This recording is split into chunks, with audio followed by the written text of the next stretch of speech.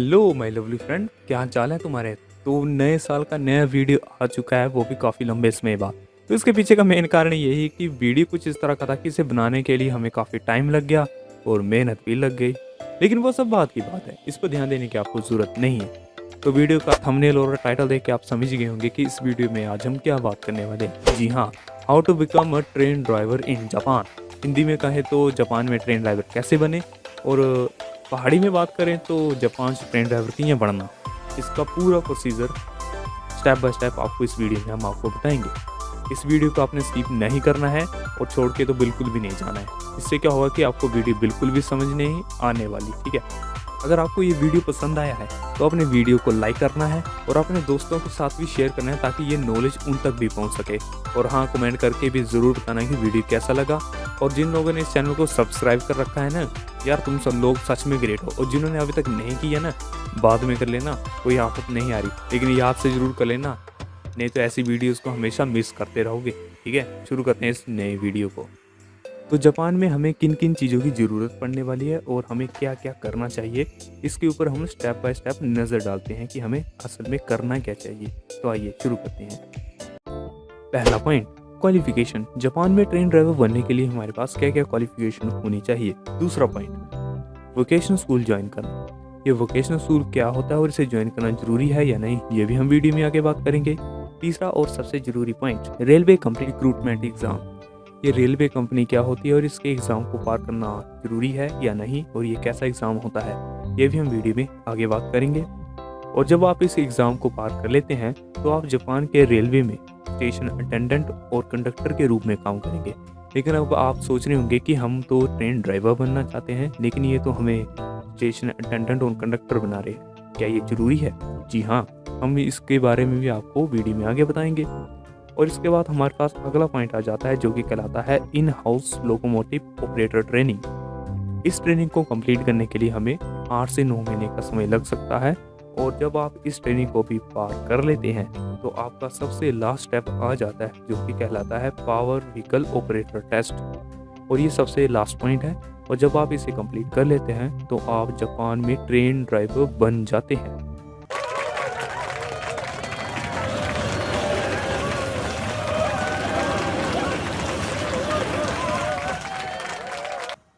Qualification की बात की जाए तो आपका हाई स्कूल से पास आउट होना ज़रूरी है। यानी कि ये ऐसे स्कूल होते हैं नॉर्मली जहाँ पर आपको 12th स्टैंडर्ड तक पढ़ाया जाता है। सीधे साधारण शब्दों में कहें तो आपका 12वीं पास होना ज़रूरी है, यानी कि +2 पास होना ज़रूरी है। अगर आप +2 पास नहीं हैं, 12वीं पास नहीं हैं, तो आप जापान में ट्रेन ड्राइवर नहीं बन सकते, क्योंकि आपका रिक्रूटमेंट एग्ज़ाम नहीं भरा जाएगा, उसे नहीं एक्सेप्ट किया जाएगा। ठीक है, अब बात कर लेते हैं कि किस स्ट्रीम के स्टूडेंट जो है इस एग्ज़ाम को भर सकते हैं। तो यहाँ पर कोई भी मेंशन नहीं किया गया है। आप चाहे किसी भी स्ट्रीम के स्टूडेंट हो, चाहे आप आर्ट्स के हो, कॉमर्स के हो, नॉन मेडिकल या मेडिकल के हो, आप इस एग्ज़ाम को भर सकते हैं, कोई दिक्कत नहीं आने वाली। ठीक है, अब बात कर लेते हैं कि आपको परसेंटेज कितनी चाहिए। तो परसेंटेज भी मेंशन नहीं किया गया है, क्योंकि इस एग्ज़ाम को भरने के लिए आपकी परसेंटेज नहीं, बल्कि आपकी नॉलेज, स्किल और एक्सपीरियंस के हिसाब से आपको जो है सिलेक्ट किया जाएगा। यानी कि आपको जितनी ज़्यादा नॉलेज होगी, आपकी सिलेक्शन होने के चांसेस उतने ज़्यादा होंगे। ठीक है, अब दूसरी बात यह है कि आपको क्वालिफिकेशन के साथ साथ आपको लैंग्वेज भी आनी चाहिए, जापान की लोकल लैंग्वेज, यानी कि आपको जैपनीज़ आनी चाहिए। अगर आपको जैपनीज़ नहीं आती है तो आपको जैपनीज़ सीखने पड़ेगी। और जैपनीज़ सीखने के लिए आपको जब कम से कम 1 साल का समय तो लग ही जाएगा, क्योंकि जैपनीज़ आपको परफेक्टली आनी चाहिए। आपको बोलनी आनी चाहिए, लिखनी आनी चाहिए और पढ़नी आनी चाहिए। ठीक है, अगर आपको ये तीनों काम आते हैं जापानीज़ में, तो आप जापान में किसी भी एग्ज़ाम को भर सकते हैं, चाहे वो रेलवे को हो या कोई भी हो। ठीक है, आपको दिक्कत नहीं आने वाली। तो यहाँ तक आपको समझ आ गया होगा कि क्वालिफिकेशन के लिए आपको क्या क्या चाहिए। अब बढ़ते हैं आगे। अब बात कर लेते हैं वोकेशनल स्कूल की। तो वीडियो की स्टार्टिंग में मैंने कहा था कि हमें एक वोकेशनल स्कूल ज्वाइन करना है। तो ये वोकेशनल स्कूल क्या होते हैं और इसे ज्वाइन करना ज़रूरी है या नहीं, ये भी हम अब बात करेंगे। लेकिन इससे पहले मैं आपको समझाना चाहता हूँ कि वोकेशनल स्कूल होते क्या हैं। तो वोकेशनल स्कूल ऐसे स्कूल होते हैं जो कि आपको किसी जॉब या किसी इंडस्ट्री या किसी बिजनेस से रिलेटेड जो है आपको स्किल्स, नॉलेज और एक्सपीरियंस जो है प्रोवाइड करवाते हैं। तो इंडिया की बात करें तो इंडिया में भी ऐसे स्कूल होते हैं जिन्हें हम इंडस्ट्रियल ट्रेनिंग इंस्टीट्यूट के नाम से जानते हैं। ये गवर्नमेंट और प्राइवेट दोनों होते हैं। तो यहाँ तक आपको समझ आ गया होगा कि वोकेशनल स्कूल क्या होते हैं।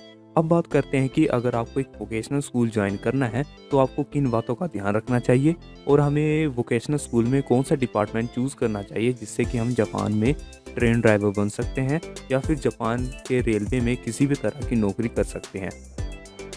तो जापान में बहुत सारे वोकेशनल स्कूल होते हैं और हर वोकेशनल स्कूल में बहुत सारे अलग अलग डिपार्टमेंट भी होते हैं।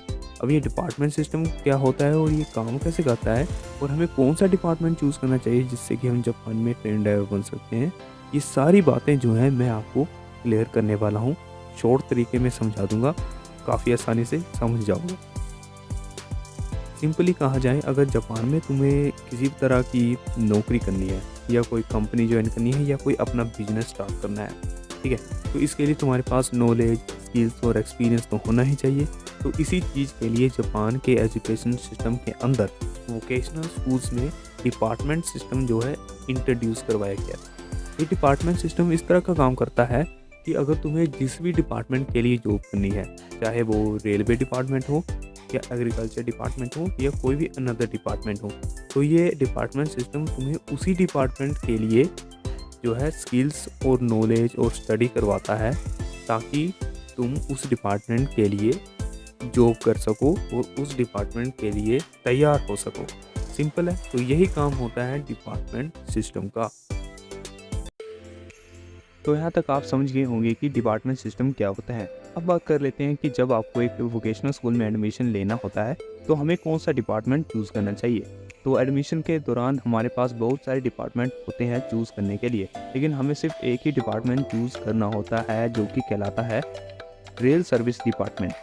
जब आप इस डिपार्टमेंट को चूज़ कर देते हैं तो आपको यहाँ पर ट्रेन ड्राइवर, कंडक्टर और स्टेशन स्टाफ से रिलेटेड चीज़ों को बताया जाता है और उससे रिलेटेड आपको ट्रेनिंग दी जाती है। एडमिशन होने के बाद यहाँ पर आपको काफ़ी कुछ सीखने को मिलेगा। यहाँ पर आपको जो भी सिखाया जाएगा सारा का सारा प्रैक्टिकली आपसे परफॉर्म करवाया जाता है ताकि आप आसानी से और जल्दी से सीख सकें। यहाँ पर आपको railway industry, time table practice, railway geography, passenger business regulation और पैसेंजर सर्विस मैनर जैसी और भी अलग अलग स्किल्स सिखाई जाती हैं। ये जो भी मैंने आपको यहाँ पर बताया ये सारा का सारा जापान में ट्रेन ड्राइवर बनने के लिए ज़रूरी होता है। अगर आप इनमें अच्छी परफॉर्मेंस नहीं कर पाए तो आपको जापान में ट्रेन ड्राइवर बनने के लिए दिक्कत आ सकती है।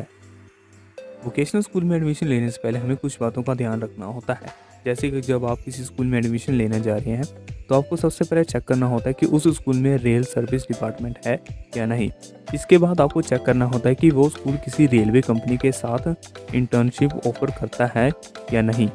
तीसरी और आखिरी चीज़ ये चेक करनी होती है कि स्कूल का रिकॉर्ड, इस स्कूल के रिकॉर्ड में ये चेक करना होता है कि कितने स्टूडेंट आज तक जो पास हुए हैं उनमें से कितने स्टूडेंट आज जापान रेलवे में जॉब कर रहे हैं और कितने स्टूडेंट जो है सेटल हुए हैं। जब ये तीन चीज़ें आप क्लियर हो जाएं, कंफर्म हो जाए, तो आप उस स्कूल में एडमिशन ले सकते हैं। आपको कोई दिक्कत नहीं आने वाली। वीडियो में आगे बढ़ने से पहले अगर तुम इस वीडियो को अभी तक देख रहे हो तो इसका मतलब ये है कि तुम इस वीडियो को पसंद कर रहे हो। तो वीडियो को लाइक करना है और कमेंट करके ज़रूर बताना कि तुम्हें वीडियो कैसा लगा। और जहाँ तुम्हें वीडियो समझ नहीं आई है तो वहाँ पर तुम कमेंट कर सकते हो और आपकी ये कमेंट को ज़रूर पढ़कर ज़रूर रिस्पॉन्स किया जाएगा। और हाँ, इस चैनल को सब्सक्राइब ज़रूर करना और इस वीडियो को ज़्यादा से ज़्यादा शेयर करना। अब वीडियो का मेन पार्ट शुरू करते हैं जो कि कहलाता है रेलवे कंपनीज़ और जापान में रेलवे कंपनीज़ द्वारा लिए जाने वाला एग्ज़ाम। तो आइए फिर से इस वीडियो को शुरू करते हैं। अब बात कर लेते हैं जापानीज़ रेलवे कंपनीज़ के बारे में। तो जापान में बहुत सारे रेलवे ग्रुप होते हैं जिन्हें हम JR ग्रुप या JR के नाम से जानते हैं। ये ग्रुप और कुछ नई कंपनीज़ ही होती हैं जिनको जो है 1 अप्रैल 1987 को JNR यानी कि जापानीज़ नेशनल रेलवे द्वारा इनका डिवीज़न और प्राइवेटाइजेशन किया गया था। जब इनका डिवीज़न किया गया था तो जब पूरे जापान में सिर्फ 9 रेलवे कंपनीज़ ही उभर के सामने आई, जिनमें से 6 रेलवे कंपनीज़ जो है पैसेंजर रेलवे कंपनी के नाम से जानी जाती है, एक रेलवे कंपनी फ्राइट रेलवे के नाम से जानी जाती है। फ्राइट रेलवे कंपनी यानी कि ऐसी रेलवे कंपनी है जो कि जापान में कार्गो या मालगाड़ी के नाम से जानी जाती है, साधारण शब्दों में कहा जाए। और आखिर में बची हुई जो 2 कंपनीज़ हैं, वो कंपनी कहलाती है नॉन सर्विस कंपनी के नाम से। ये नॉन सर्विस कंपनी जो होती है जापान की गवर्नमेंट के लिए काम करती हैं, यानी कि जापान की गवर्नमेंट एजेंसीज़ के लिए काम करती हैं। तो यहाँ तक आपको समझ आ गया होगा कि JR कंपनीज़ क्या होती है, यानी कि जापान रेलवे कंपनीज़ क्या होती हैं। तो पूरे जापान में 6 रेलवे कंपनीज़ ही पॉपुलर हैं, जिन्हें हम पैसेंजर रेलवे कंपनीज़ के नाम से जानते हैं। तो पूरे जापान में सिर्फ 6 ही रेलवे कंपनीज़ हैं जो कि सबसे ज़्यादा पॉपुलर हैं। ये 6 रेलवे कंपनीज़ जो हैं JR Hokkaido, JR east, JR west, JR central, JR Shikoku, JR Kyoto के नाम से जानी जाती हैं। ये रेलवे कंपनीज़ जो है पूरे जापान में अपनी रेल सर्विस प्रोवाइड करवाती हैं और इन कंपनीज़ में सबसे ज़्यादा जॉब के चांसेस भी होते हैं। अब बात कर लेते हैं कि जापानीज़ रेलवे कंपनीज़ द्वारा लिए जाने वाला एग्ज़ाम कैसा होता है। इस एग्ज़ाम को कहते हैं SSW, यानी कि स्पेसिफाइड स्किल वर्कर टेस्ट। ठीक है, ये नॉर्मल टेस्ट होता है। ये टेस्ट 3 घंटे का होता है और 3 घंटे के अंदर आपको एक रिटन एग्ज़ाम कंप्लीट करना होता है, एक प्रैक्टिकल स्किल टेस्ट पास करना होता है और एक इंटरव्यू कंप्लीट करना होता है। ठीक है, इन तीनों चीज़ों को पार करने के लिए आपके पास 3 घंटे होते हैं, यानी तीनों चीज़ों के लिए 1-1 घंटा लगता है। एग्ज़ाम कंप्लीट करने के ठीक 10 दिन बाद ही आपका जो है रिज़ल्ट निकल आता है, यानी कि 10 दिन बाद ही जो है आपका रिज़ल्ट डिक्लेयर कर दी जाता है कि आपकी सिलेक्शन हुई है या नहीं। अगर आपकी सिलेक्शन हो जाती है तो आपकी वीज़ा एप्लीकेशन और जॉब प्लेसमेंट की प्रोसेस शुरू कर दी जाती है। और इस सारी प्रोसेस को ख़त्म करने के बाद आपकी जो है जापान रेलवे में ज्वाइनिंग हो जाती है। टेस्ट रजिस्ट्रेशन से लेकर आपकी ज्वाइनिंग होने तक का समय 2 से 5 महीने का लगता है और आप जो है जापानीज़ रेलवे कंपनी को ज्वाइन कर लेते हैं। तो यहाँ तक आपकी जो है जापानीज़ रेलवे को ज्वाइन करने की जर्नी कंप्लीट हो जाती है। रेलवे कंपनी को ज्वाइन करने के बाद आपको जो है 2 से 3 साल के लिए स्टेशन अटेंडेंट का काम करना होता है। स्टेशन अटेंडेंट का काम जो है आमतौर पर आप एक ही स्टेशन पर करते हैं, लेकिन कंपनी के हिसाब से जो है आप अलग अलग स्टेशन पे जो है स्टेशन अटेंडेंट का काम कर सकते हैं। लेकिन ज़्यादातर केसेस में जो है स्टेशन अटेंडेंट का काम आप एक ही स्टेशन पे करते हैं। स्क्रीन के ऊपर शो रही इस लिस्ट को ज़रा ध्यान से देखिए। ये वो सारे काम हैं जो कि स्टेशन अटेंडेंट को 3 साल के लिए करने होते हैं। जब आपके 3 साल कंप्लीट हो जाते हैं तो 3 साल बाद जो है आप एक इंटरनल एग्ज़ाम देके ट्रेन कंडक्टर बन जाते हैं। इंटरनल एग्ज़ाम को कंप्लीट करने के बाद जब आप ट्रेन कंडक्टर बनते हैं तो आपका काम मेन ट्रेन ड्राइवर के साथ मिलकर ट्रेन को ऑपरेट करना होता है। यहाँ पर आपको सीधे ही ट्रेन ऑपरेट करने के लिए नहीं दी जाती है, बल्कि आपको जो है ट्रेन ड्राइवर करने के लिए मेन जो ज़रूरी स्किल्स होती हैं वो प्रोवाइड करवाई जाती हैं और नॉलेज जो है आपको दी जाती है कि ट्रेन को किस तरह ऑपरेट किया जाता है। ट्रेन जो कंडक्टर होता है उसके बहुत सारे काम होते हैं, जैसे कि ट्रेन के अंदर अनाउंसमेंट करना, ट्रेन के डोर को ओपन एंड क्लोज करना और स्टेशन पर जब ट्रेन पहुंचती है तो कुछ सिग्नल्स को जो है फॉलो करना ट्रेन कंडक्टर का काम होता है। ठीक है, जब यहाँ पर आपके 3 साल कंप्लीट हो जाते हैं तो आप अपनी कंपनी में जो है रिक्वेस्ट भेज सकते हैं कि हाँ मैं आप ट्रेन ड्राइवर बनना चाहता हूँ। तो आप कंपनी द्वारा जो है सिलेक्ट किए जाएंगे और फिर आपको जो है जब आपको सिलेक्ट कर लिया जाएगा तो आपको जो है इन हाउस लोकोमोटिव ट्रेनिंग के लिए भेज दिया जाएगा। तो अब हमारा सेकंड लास्ट स्टेप शुरू हो गया है, जिसे हम कहते हैं लोकोमोटिव ऑपरेटर ट्रेनिंग स्कूल। जब आप अपनी कंपनी द्वारा सिलेक्ट हो जाते हैं तो आपको जो है इन हाउस स्टडी ग्रुप में भेज दिया जाता है और साथ ही लोकोमोटिव ऑपरेटर ट्रेनिंग स्कूल में भी भेज दिया जाता है। यहाँ पर आपको जो है काफ़ी ज़्यादा जरूरी स्किल्स दी जाती हैं जो कि ट्रेन ड्राइवर के लिए ज़रूरी होती हैं। यहाँ पर आपको जो है काफ़ी कुछ सीखने को मिलता है और जो भी आप यहाँ पर सीखेंगे उसे सीखने के लिए आपको 8 से 9 महीने का समय लगता है। इस दौरान आप जो है एक अनुभवी ट्रेन ड्राइवर के साथ एक एक्चुअल ट्रेन ड्राइव भी करते हैं, जो काफ़ी ज़्यादा इंटरेस्टिंग और काफ़ी ज़्यादा चैलेंजिंग भी होता है। जब आपकी ये ट्रेनिंग कंप्लीट हो जाती है तो आप अपने फाइनल और लास्ट स्टेप के लिए आगे बढ़ जाते हैं, जो कि कहलाता है पावर व्हीकल ऑपरेटर टेस्ट। अब हम अपने लास्ट स्टेप की बात कर लेते हैं, जो कि कहलाता है एक नेशनल एग्ज़ाम। इस एग्ज़ाम कंप्लीट करने के बाद आपको एक लाइसेंस मिलता है जो कि होता है class A electrical vehicle driver's licence. इस लाइसेंस को कंप्लीट करने के लिए आपको जो है एक रिटन एग्ज़ाम देना होता है और एक प्रैक्टिकल टेस्ट देना होता है। इस रिटन एग्ज़ाम में आपसे जो है laws, vehicle, electricity, signal, track, physics और भी काफ़ी कुछ आपसे पूछा जाता है जो कि ट्रेन ड्राइवर बनने के लिए ज़रूरी होता है। और प्रैक्टिकल टेस्ट में आपको जो है एक ख़राब ट्रेन को रिपेयर करने के लिए दिया जाता है और आपसे जो है कुछ सवाल भी किए जाते हैं, जैसे कि एक चलती हुई ट्रेन से अगर एक कार टकरा जाती है तो आप उस सिचुएशन में क्या करेंगे। ऐसे ऐसे सवाल जो है आपसे पूछे जाते हैं। फिर जब आपका जो है ये एग्ज़ाम क्लियर हो जाता है, आप इस एग्ज़ाम को क्वालिफाई कर लेते हो, तो आपको जो है ये लाइसेंस मिल जाता है। इस लाइसेंस को लेने के बाद आप जो है शिनकानसेन, स्टीम इंजन और स्ट्रीट कार नहीं चला सकते। उसके लिए आपको जो है अलग से ड्राइविंग लाइसेंस लेना पड़ता है। तो नेशनल एग्ज़ाम को कंप्लीट करने के बाद जब आपको ये लाइसेंस मिल जाता है तो आप जो है जापान में ट्रेन ड्राइवर बन जाते हैं और जापान में ट्रेन ड्राइवर बनने की जर्नी आपकी कंप्लीट हो जाती है। ठीक है, तो आपको अगर ये वीडियो यहाँ तक समझ आ गया है तो काफ़ी अच्छी बात है, और अगर नहीं आया है तो आप कमेंट करके बता सकते हो या आप हमारे इंस्टाग्राम अकाउंट में भी डीएम कर सकते हो। ठीक है, इंस्टाग्राम अकाउंट का लिंक नीचे डिस्क्रिप्शन में दे रखा है, वहाँ जाके चेकआउट करो।